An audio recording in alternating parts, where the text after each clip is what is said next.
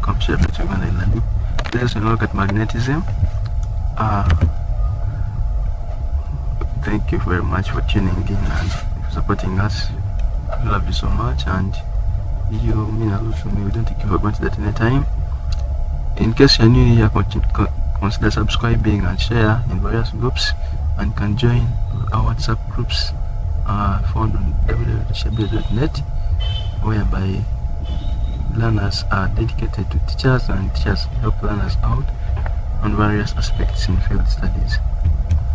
First, we're going to look at the properties of a magnet. You know, a freely suspended magnet faces north-south direction. That's one property. Magnets are strong at the poles.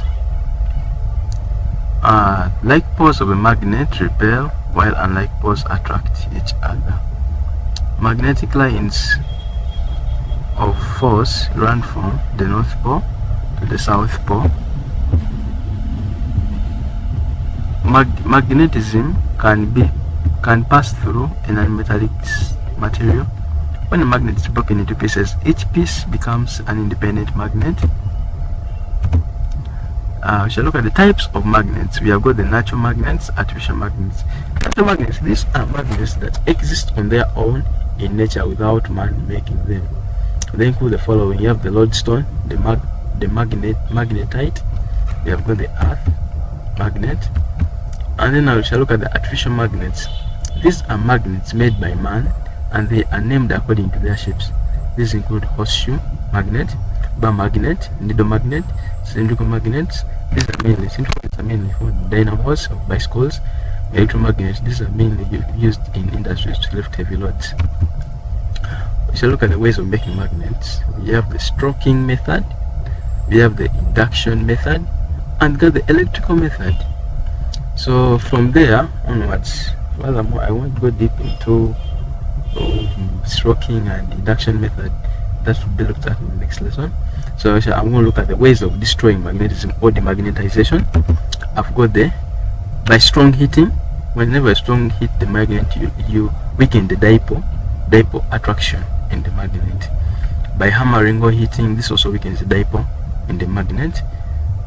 By leaving the magnet in the earth in an east-west direction for a very long time, leaving magnets in water to rust, keeping magnets without iron keepers, keeping magnets with similar poles together for a long time, passing it through alternating voltage several times. This demagnetizes it because dipoles are scattered.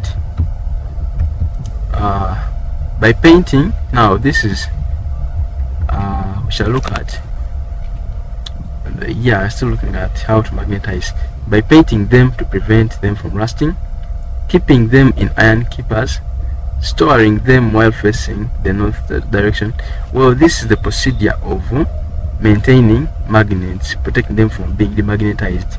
So we always paint them to prevent them from being rusted, keeping them in iron keepers, storing them while facing the north-south direction, storing them with unlike poles together, protecting them against strong heat.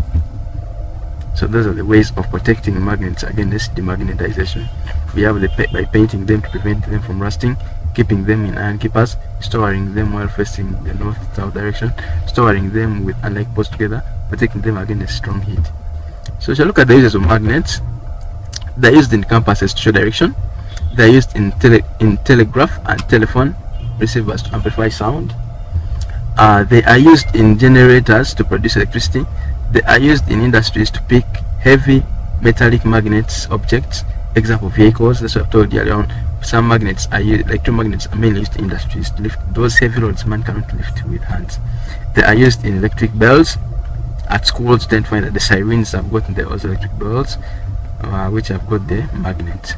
They are used in hospitals to remove magnetic materials from the eye using a strong magnet to remove the iron filings from the eye. Thank you very much for watching.